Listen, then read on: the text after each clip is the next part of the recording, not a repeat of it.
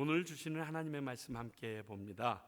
마태복음 22장 34절부터 40절입니다. 마태복음 22장 34절부터 40절입니다. 우리 모두 자리에서 일어나서 하나님의 말씀 받겠습니다. 하나님의 말씀 들으시기 바랍니다. 예수께서 사두개인들로 대답할 수 없게 하셨다 함을 바리새인들이 듣고 모였는데 그 중에 한 율법사가 예수를 시험하여 묻되 선생님, 율법 중에서 어느 계명이 크니이까? 예수께서 이르시되 내 마음을 다하고 목숨을 다하고 뜻을 다하여 주 너희 하나님을 사랑하라 하셨으니 이것이 크고 첫째 되는 계명이요 둘째도 그와 같으니 내 이웃을 내 자신과 같이 사랑하라 하셨으니 이 두 계명이 온 율법과 선지자의 강령이니라. 하나님의 말씀입니다. 자리에 앉아 주시기 바랍니다.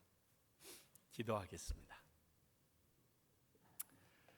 하나님, 정말 성경을 꽉 짜면 이 말씀이 뚝 떨어지는데 오늘 그 말씀들에 대해서 상고해 보고자 합니다. 아니, 저희들이 상고하는 걸로 마치는 것이 아니라 그러면 이 말씀대로 살아내야 하는 우리들은 어떠한 마음으로 나아가야 되는지 확인받길 원합니다. 아버지여, 저희들이 말씀을 지식으로 아는 것이 내 마음에 닿아 삶으로 나타나기까지 참 오랜 시간이 걸리는 것을 압니다. 그리고 주저할 때도 많이 있음을 봅니다.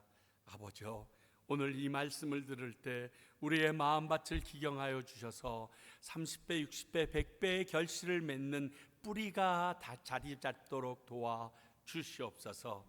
온전히 하나님 한 분만을 생각하는 이 시간이 되게 하시고 우리로 하여금 나의 이득을 내려놓는 그러한 놀라운 시간이 되도록 이끌어 주시옵소서. 우리의 주인 되어 주신 예수 그리스도의 이름으로 기도합니다. 아멘.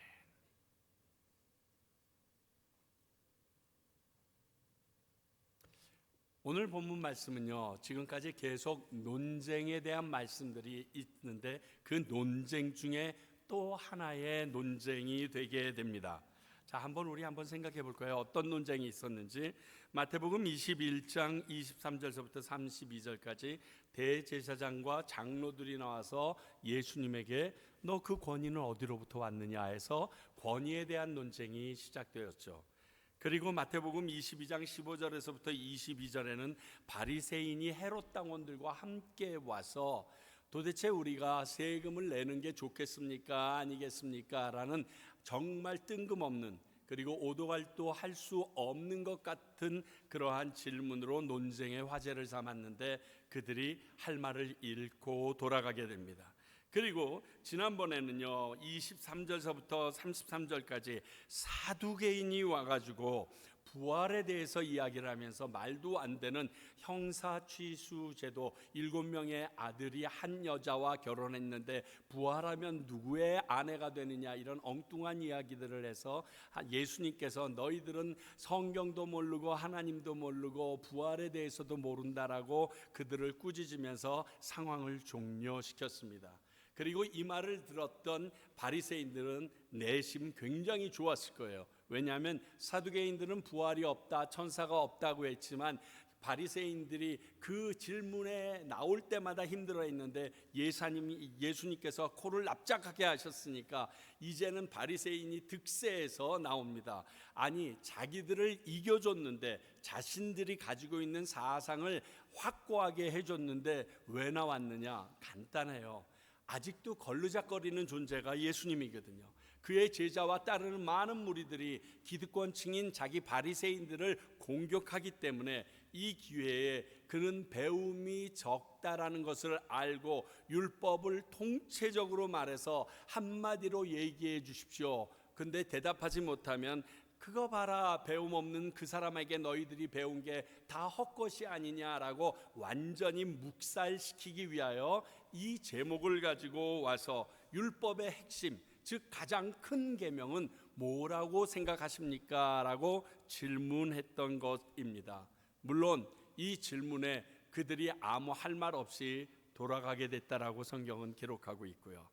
자, 그래서 오늘 말씀을 통하여서 오늘 이 대화 내용이 우리에게 주시는 하나님의 명령이, 그리고 우리에게 말씀하시는 계시가 무엇인가 살펴보기를 바랍니다. 먼저 저는 오늘 말씀을 보면서 성경을 어떻게 볼 것인가 하는 그 관점에 대해서 좀 생각해 봐야겠다라는 생각이 있습니다. 왜냐하면요, 성경이 하나님의 말씀이라는 데는 지금 다가왔던 바리새인들이나 사두개인들이나 헤롯 당원들이나 예수님이나 이견이 없습니다. 이건 정확하게 하나님의 말씀입니다. 그런데 이 하나님의 말씀을 어떤 생각과 마음으로 살펴보느냐에는 좀 다른 차원이 있었던 것 같습니다. 이런 거랑 똑같은 것 같습니다. 어떤 좋은 음식점에 가게 되면 그 음식을 해가지고 메인 셰프가 직접 가지고 나올 때가 있습니다. 그리고 이렇게 이야기합니다. 드셔보십시오. 그리고 먹으면 어떠한 사람은 그 음식을 먹으면서 배고플 때 먹는 음식 중에 하나로 생각하고 먹지만, 어떤 사람은 그것을 탁 붙잡고 들어보고 살펴보고 냄새 맡고 꼭 작품을 대하듯이 보는 경우가 있습니다. 그런 거랑 똑같습니다. 하나님의 말씀을 어떻게 느끼고 접근하느냐에 따라 그 결과는 굉장히 달라지기 때문에 그렇습니다. 자, 오늘 본문 말씀에 나온 율법사는, 아니 당시 대부분의 많은 유대인들과 그들은 오늘 질문을 볼 때 하나님의 말씀은 우리 사람들이 꼭 지켜야 할 계명, 명령, 그런 법률로 여기고 질문한 것 같습니다. 하나님의 말씀은 우리가 그대로 행하지 않으면 벌 받는 것, 이런 느낌으로 다가선 것 같다는 것입니다. 그러니까 무서운 명령으로 알고 접근하고 있었어요. 그런데 말씀에 대한 이러한 시각은 얼마 정도는 맞는 말입니다. 그러나 정확하게 보게 되면 오해할 만한 소지가 조금 남아있게 됩니다. 지난주에도 나누었지만 왜 그 율법을 지켜야 하는지, 그 명령을 하신 하나님의 의도나 그 안에 숨어있는 하나님의 마음은 전혀 고려하지 않고 글자, 문자 그대로만 해석할 수밖에 없는 게 이 마음의 잘못된 태도입니다. 만약 이러한 시각에서 본다 그러면요, 먼저는 하나님의 말씀에 경중이 나누어지게 됩니다. 어떤 거는 아주 큰 계명이고 어떤 거는 작은 계명이라서 이 순위가 세워지게 됩니다. 그래서 이것을 먼저 지켜야 되고 그 다음을 이거 지켜야 되고 하는 이 순위가 생기게 됩니다. 그렇게 되다 보면요, 사람은 율법을 다 온전히 지킬 수 없다는 사실에 직면하면서 그러면 우리가 저 조그만 계명은 지키지 않고 넘어가도 하나님께서 괜찮다 해주시겠다라는 엉뚱한 결론에 도달할 수밖에 없게 되는 거예요. 그렇잖아요. 모든 것을 다 지킬 수 없는데, 그러면 기왕 지키려면 큰 계명을 지키고 작은 계명은 버려야 되는 것이 아닌가, 이렇게 생각할 수밖에 없게 됩니다. 근데 그 말씀에 대해서, 특히 모세의 율법에 대해서 예수님은 그렇게 말씀하지 않으셨습니다. 마태복음 5장 18절 볼까요? 진실로 너희에게 이르노니 천지가 없어지기 전에는 율법의 1.1획도 결코 없어지지 아니하고 다 이루리라. 크고 작고가 없다는 거예요. 경중이 없다는 거예요. 바로 다 이루어진다라고 예수님이 말씀하셨어요. 뿐 아니라 이 하나님의 말씀 중에 하나라도 가벼이 여기는 이에 대해서 5장 19절에 계속해서 말씀하십니다. 그러므로 누구든지 이 계명 중에 지극히 작은 것 하나라도 버리고 또 그같이 사람을 가르치는 자는 천국에서 지극히 작다 일컬음을 받을 것이요 누구든지 이를 행하며 가르치는 자는 천국에서 크다 일컬음을 받으리라. 모든 계명은 다 지켜야 돼라고 하는 자들만이 하나님의 뜻에 맞는 자들이라는 의미의 이야기입니다. 그러므로 성경 말씀 중에 경중을 나누는 것은 하나님의 뜻이 아닙니다. 그리고 어떤 말씀도 가볍게 취급하는 것이 있을 수 없다는 것입니다. 우리는 이 땅에서 어겨도 괜찮은 그러한 하나님의 말씀에 대해서는 가벼운 걸로 취급해서 거짓말도 대충 하고, 그리고 눈속임도 하고, 그리고 여전히 미워하는 사람 미워하고, 그리고 원수를 사랑하는 것 포기하고 이렇게 합니다. 근데 하나님께서는 그렇게 생각지 않고 계시다는 거예요. 네가 사람을 죽여서 이 땅에서 큰 벌을 받듯이 거짓말을 하면, 네가 네 원수를 사랑해 주지 않으면 똑같은 벌로 나는 천국에서 다스리겠다.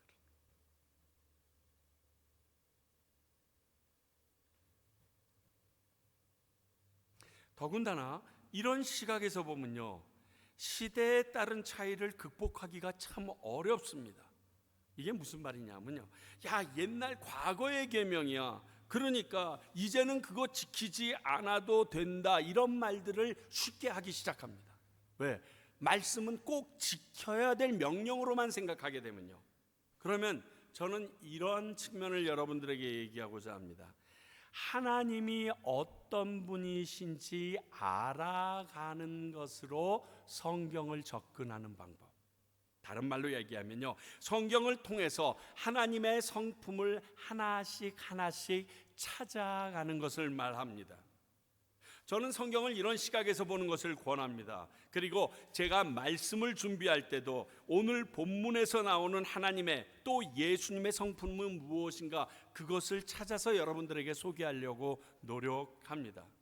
먼저 이런 시각에서 성경을 보면요, 아무리 과거에 쓰인 역사서 같은 책일지라도요, 그 시대를 뛰어넘어 지금 시대에 내가 사는 내게 그 말씀을 적용하고 나도 은혜를 누릴 수 있게 돼요. 그 의도를 보니까요, 자, 그러한 일이 벌어졌는데 이러한 일을 일으킨 것이 하나님께서 우리의 죄를 오래 참는 그 마음이다. 왜 저 인생은 저렇게 죄를 제일 많이 저지르고 있는데 하나님께서 저 인간은 놔두시는가? 하나님의 이 기다리시고 참아주시는 성품이 지금 21세기에도 저 죄인에게 하나님께서 다가가기 때문에 그러한 결과가 나온다라고 우리가 깨달을 수 있다는 거예요. 그러므로 옛날 과거의 역사서에 일어났던 일이지만 지금 이 시대를 살면서도 적용하여 나의 말씀으로 화할 수 있기 때문에 하나님의 말씀을, 그분의 성품을 알아가는, 찾아내는 그러한 방향으로 접근하는 것이 참 중요하다는 겁니다. 그리고 다른 하나는 이런 성품이 내게 쌓이고 쌓여서 있잖아요.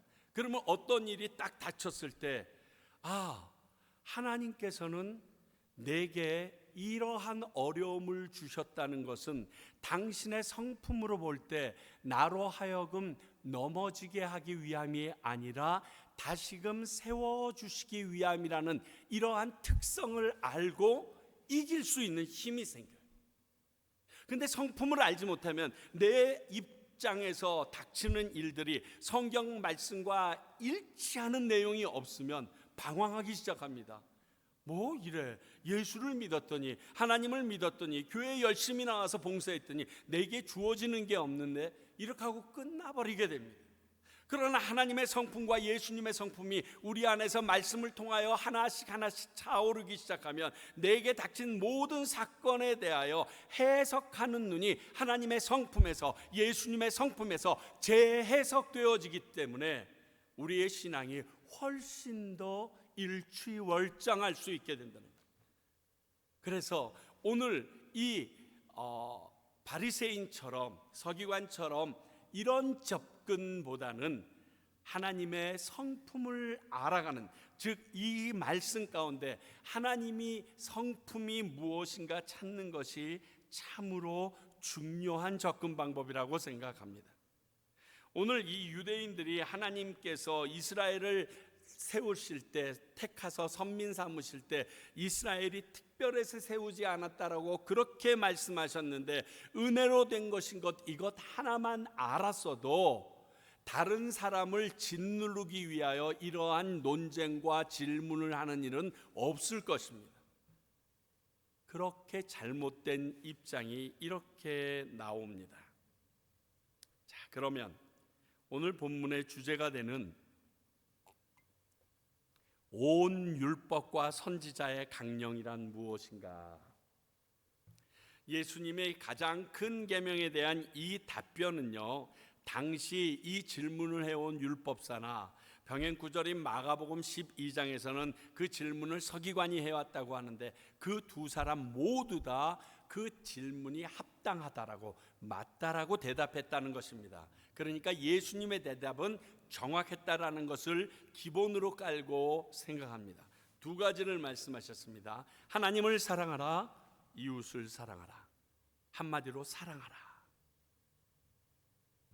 하나님을 사랑하라라는 부분에 대해서는 마음을 다하고 목숨을 다하고 뜻을 다하여 사랑하라라고 말했습니다. 당연합니다. 다시 한번 여러분들에게 말씀드립니다. 하나님을 사랑할 때 99%만 사랑하고 1%는 내가 돈을 사랑하겠습니다 했을 때 하나님께서 그 정도면 됐다라고 할까요? 아니에요. 우리 미라자매한테 제가 물어볼까요? 우리 상현 형제가 나는 미라자매를 너무너무 사랑해요. 99%, 1%는 옆집 아줌마 뭐 이러면 놔두겠어요? 아마 오늘 집에 가면 여기 다 이렇게 두들겨 텄을 거예요. 사랑은 전체를 주는 거예요. 그러니까 당연하죠. 마음을 다하고 목숨을 다하고 뜻을 다하여 올인하는 것을 말합니다. 이 말씀은 신명기 6장 5절 쉐마로 이 유대인들이라면 누구나 잘 아는 말씀입니다. 어렸을 때부터요, 문설주에 매주자에다가 집어넣고 들어가면서 오면서 만지면서 외웠던 말씀이 바로 이 말씀입니다. 그리고 이 말씀을 근거로 10계명의 제1계명과 2계명이 세워지게 됩니다. 이렇게 사랑하라는 말은 전적인 희생이 없이는 하나님을 사랑할 수 없다라는 의미입니다. 자, 마음을 다하고 목숨을 다하고 뜻을 다하기 위해서 나에게 주어진 시간과 나에게 주어진 물질과 내가 지금까지 노력해서 얻은 것 같은 그 권위 등등을 하나님을 사랑하는 도구로 사용하라는 뜻이거든요. 내가 가지고 있는 모든 것이 하나님을 사랑하는 데 필요한 도구로 소비되어도 기뻐할 수 있어야 한다라는 뜻이 바로 이 말씀이기 때문에 그렇습니다. 여러분들께 질문합니다. 정말 하나님을 그렇게 사랑하십니까? 정말 사랑하십니까? 요한 사도는 이런 우리에게 하나님을 사랑하는 것이 어떤 것인지 아주 구체적으로 얘기했습니다. 자, 요한일서 5장 3절. 하나님을 사랑하는 것은 이것이니 우리가 그의 계명을 지키는 것이라. 제가 지어낸 말 아닙니다.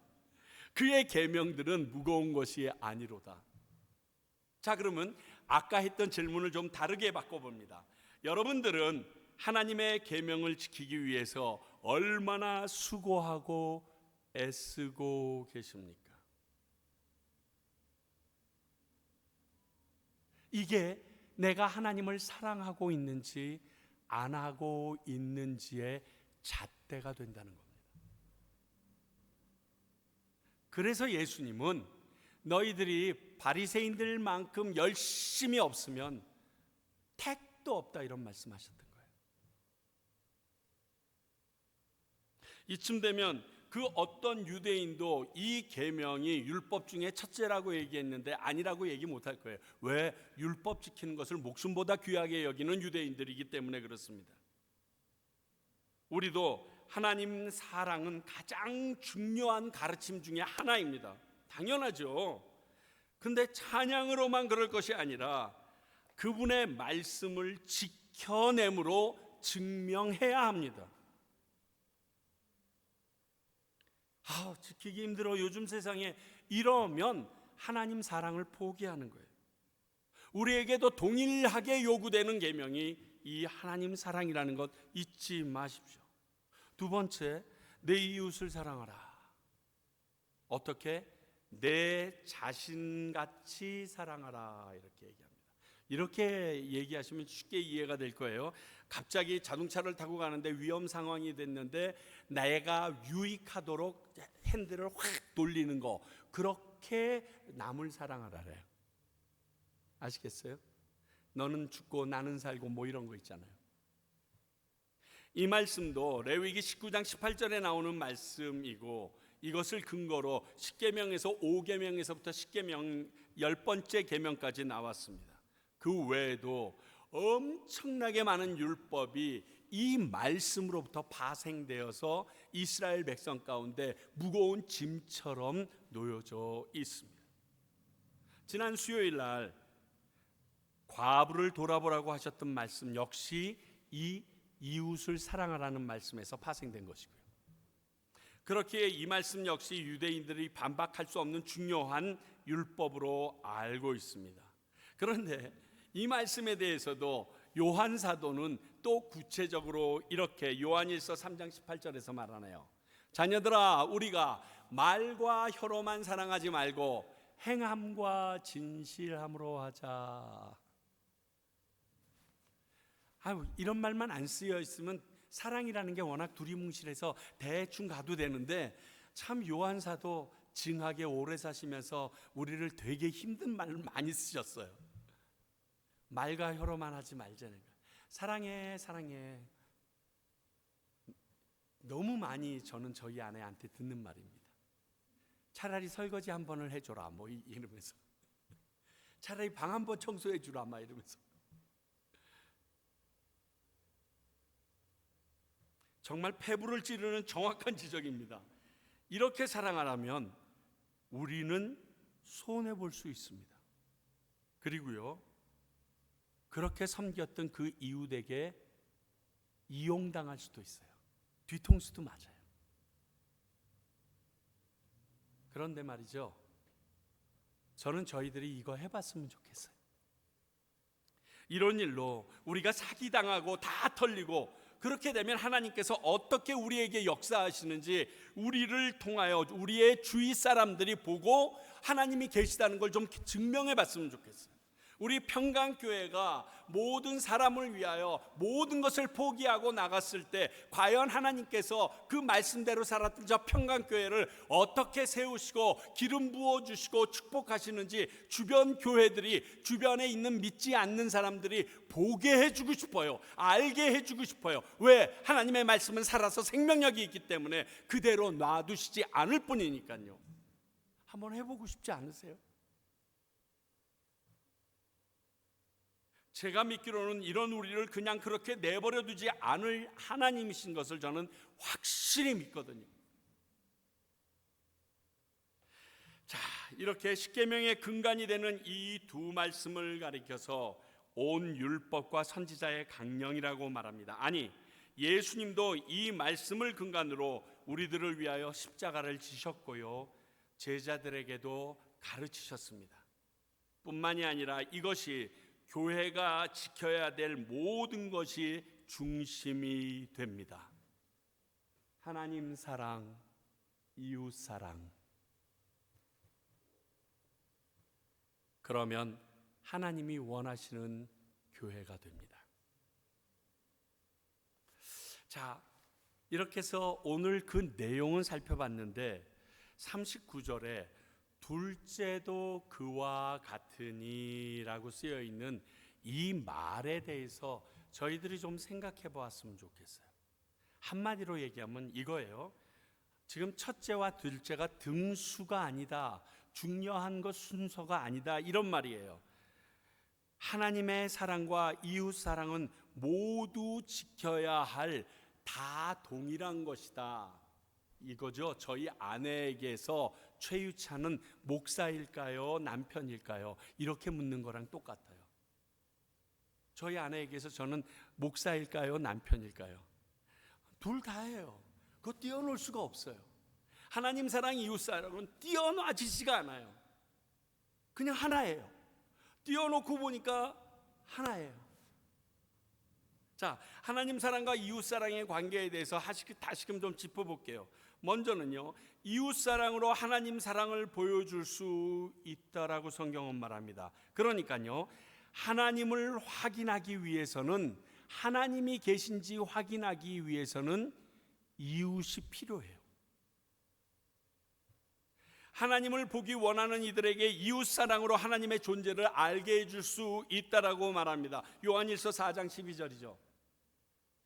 어느 때나 하나님을 본 사람이 없으되 만일 우리가 서로 사랑하면 하나님이 우리 안에 거하시고 그의 사랑이 우리 안에 온전히 이루어지느니라.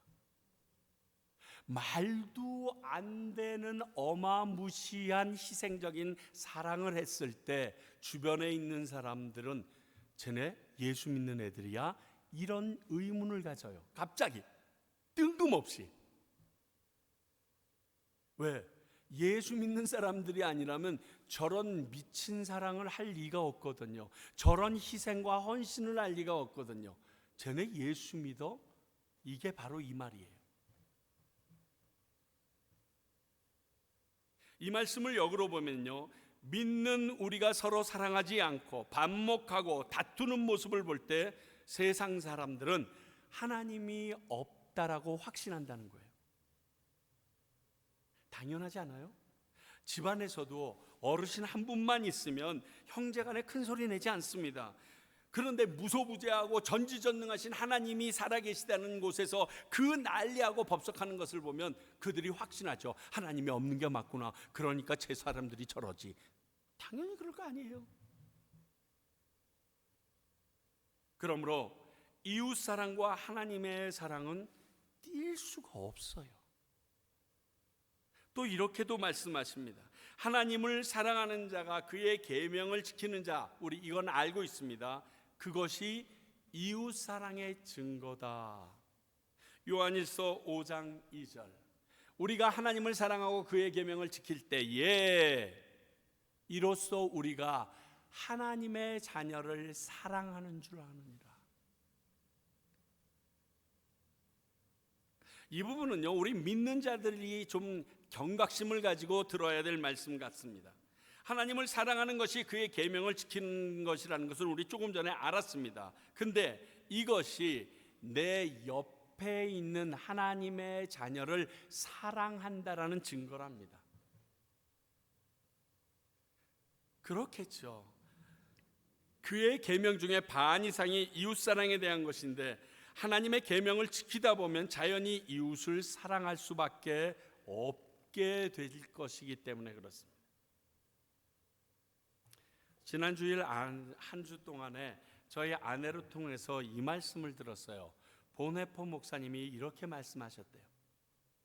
구원은 은혜로 거저받는 것이지만 그의 제자가 되는 길은 목숨을 걸어야 합니다. 다시 한번 말씀드릴까요? 구원은 은혜로 거저받은 것이지만 예수님의 제자가 되는 일에는 우리의 목숨을 걸어야 합니다. 이 말씀을 하신 본회포 목사님 앞에서는 할 말이 없었어요. 왜? 나치 히틀러 앞에서 이것을 지키다가 목숨을 직접 잃으셨거든요. 우리나라의 주기철 목사님처럼.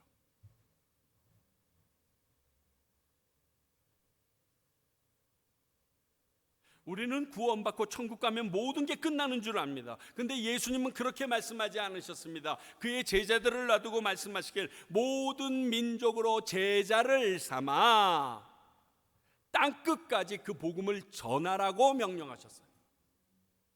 그러니까요, 내가 천국 가는 것이 끝이 아니라 그의 제자로서의 삶을 이 땅 가운데 살아내야 하는 것이 맞습니다. 근데 그 살아내야 하는 것이 내 목숨을 걸 정도로 최선을 다하지 않으면 불가능한 것이기 때문에, 여기 오늘 지금 말씀하신 것처럼 예수님의 제자로서 내 삶이 드러나게 서로를 사랑하는 이 일을 위해서는 내 목숨을 걸 정도로 최선을 다해야지 가능한 일이기 때문에, 믿는 우리들에게 있어서 이웃을, 즉 내 형제자매를 사랑하는 것과 하나님 사랑하는 것은 뗄 수 없는 관계라는 것을 또 확인시켜 줍니다. 또 마지막으로 결정적인 것은요, 이웃을 사랑하지 않는 사람이 하나님을 사랑한다는 것은 거짓말이라고 말합니다. 요한일서 4장 20절, 우리 다 같이 한번 같은 목소리로 읽어봅니다. 시작.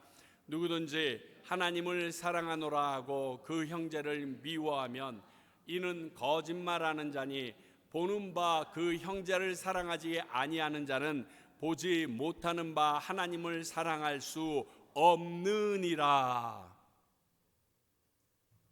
그래도 하나님을 사랑할 수 있을 걸이 아니에요. 하나님을 사랑할 수 없느니라. 이 말씀 앞에서 한번 반박해 보시죠. 나 거짓말하는 사람 아니라고. 이 불가분의 관계 가운데 저의 삶을 보면서 무너져 버릴 수밖에 없는 게 저의 모습이었습니다. 제가 여러분들에게 우리 교회에 이 과테말라에서 모든 사람들이 외면한 그 어떤 사람이라도 받아들일 준비가 되어 있어야 한다, 바로 이것이 이 말씀에 근거된 말씀입니다. 그렇지 않으면 우리는 하나님 사랑하지 않는다.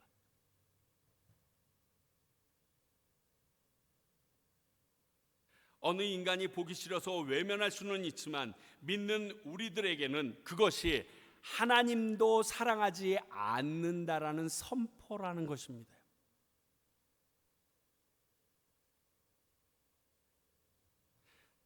특히 현지 사역을 하다 보면 그런 마음이 생길 때가 참 많이 있습니다. 그럼 내가 하나님을 사랑하기에 과테말라에 왔고 목사로 살고 있다는 이 말이 무색해지는 상황이 되곤 하죠. 사랑하는 성도 여러분, 앞뒤 좌우로 한번 둘러보십시오. 그리고요, 가슴에 이 시간 손 좀 대보세요. 그리고 그 어떤 인간 좀 생각해 보시죠. 그리고 나는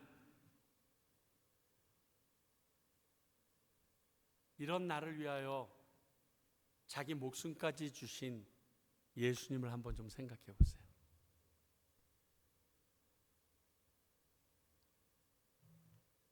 사랑해 주님이 날 사랑하시네. 뭐라고요? 내 모습 이대로.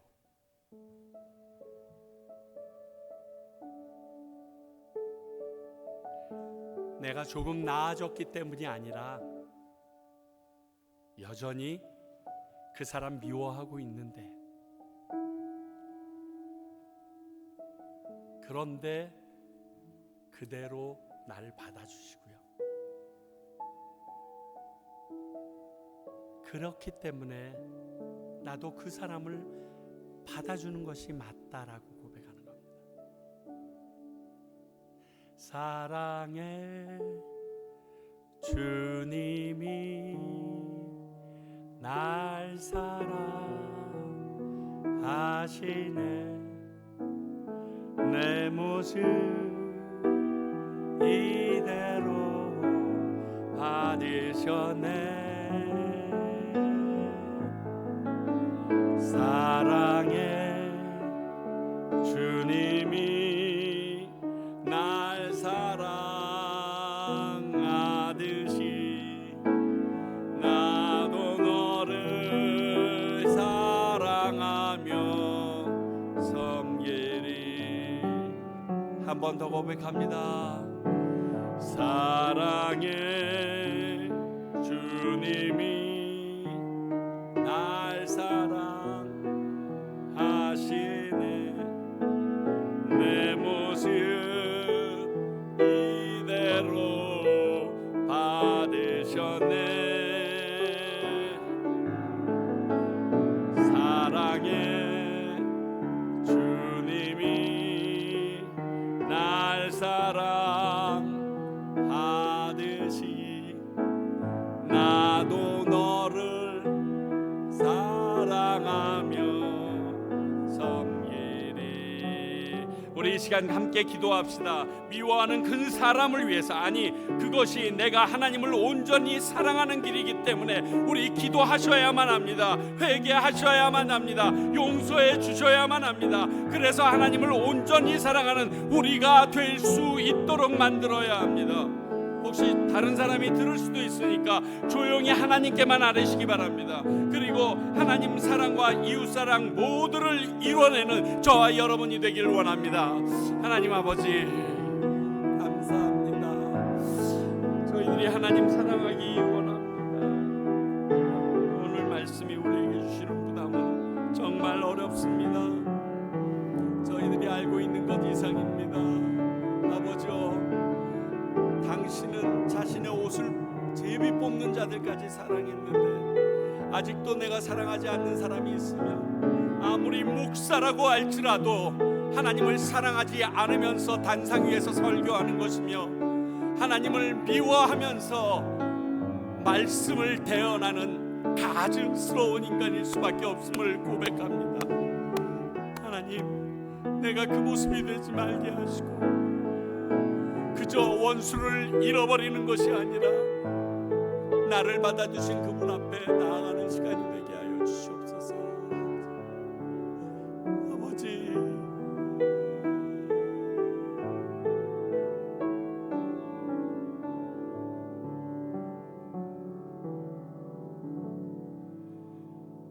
하나님 아버지, 아무것도 없다고 생각하는데 불쑥불쑥 마음속에서 솟구쳐 올라오는 것들이 있습니다. 그것으로 인하여 내가 당위성을 부여하면서 화를 내곤 하는데 결국 그 일이 하나님을 사랑하지 않는다라는 증거였음을 봅니다. 아버지요, 오늘 이 시간 그 모든 것이 제하여지기를 원합니다. 제 능력과 제 힘으로는 안 됩니다. 성령님 도와주십시오. 하나님 함께하여 주셔서 정말 믿지 않는 사람들이 볼 때 바보 같고 미친 사람같이 보여도 좋으니까 그들을 용서하여 하나님도 사랑한다라는 증거 얻을 수 있게 해 주시옵소서. 오늘 그렇게 만들어 주시기를 원하옵고 예수님 이름으로 기도하옵나이다.